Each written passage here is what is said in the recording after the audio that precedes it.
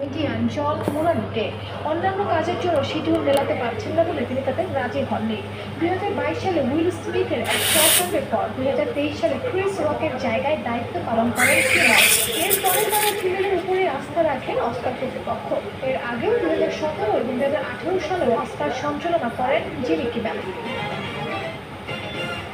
কোটা সংস্কার আন্দোলনের শিক্ষার্থীদের 9 দফা দাবির সাথে সংহতি প্রকাশ করে রাজধানীর পান্ডিতে প্রতিবাদ কর্মসূচি পালন করেছে দৃশ্যমাধ্যম শিল্পী সমাজ।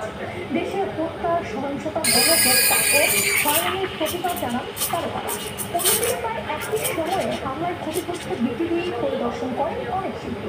মুক্তিযুদ্ধের ইতিহাস ও চেতনাকে মুছে দিতে পরিকল্পিতভাবে বিটিভিকে হামলা করা হয়েছে বলে মনে করেন তারা।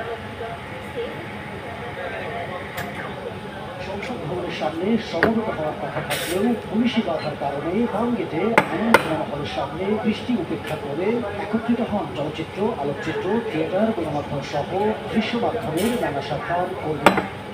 দৃশ্যমাধ্যম শিল্পী সমাজ প্যারামে কোটা সংস্কার আন্দোলনকে কেন্দ্র করে সহিংসতা, গণগ্রেপ্তার, হয়রানির প্রতিবাদে সামিল হন তারা। সংহতি প্রকাশ করেন সিয়াম আহমেদ, আজমেরি হক মাধুন, সাবিলা নূর, অর্ষা, সোহেল মন্ডলের মতো তারকারা। এর বিচার যতদিন পর্যন্ত না হবে ততদিন পর্যন্ত বাংলাদেশের কোনো মানুষ শান্তি পাবে না। আমার অন্য কোনো দেশে পাসপোর্ট নাই, আমি এই দেশে থাকবো।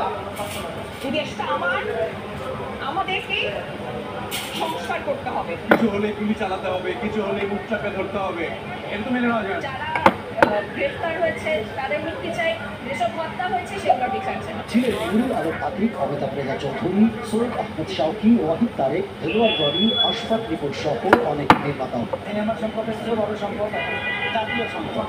এইটি যে মোকাবেলা করা, এটি বিতরণ করাটাই এখন আমাদের কাজ। যারা মারা গেছেন তাদের পরিবার, তাদের ত্যাগের সাথে আসলে আর কারো কোনো রকম ত্যাগের কোনো তুলনা হবে না। এই ন্যায়ের অধিকারের কিন্তু যে দাবিগুলো সেগুলো পূরণ হলে দেশ আরো ভালো দিকে যাওয়া যায়। শেষ মুহূর্তে এসে সংহতি প্রকাশ করেন জনপ্রিয় অভিনেতা মোশাররফ করিম।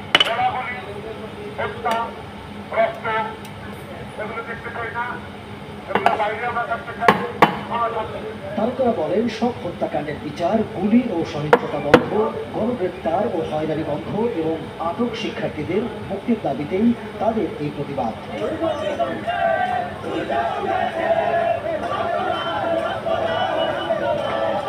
অন্যদিকে কোটা আন্দোলনের সময় দুর্বৃত্তদের হামলায় ক্ষতিগ্রস্ত বিটিভি পরিদর্শন করেন অনেক অভিনয় শিল্পী। সকল সহিংসতার বিরুদ্ধে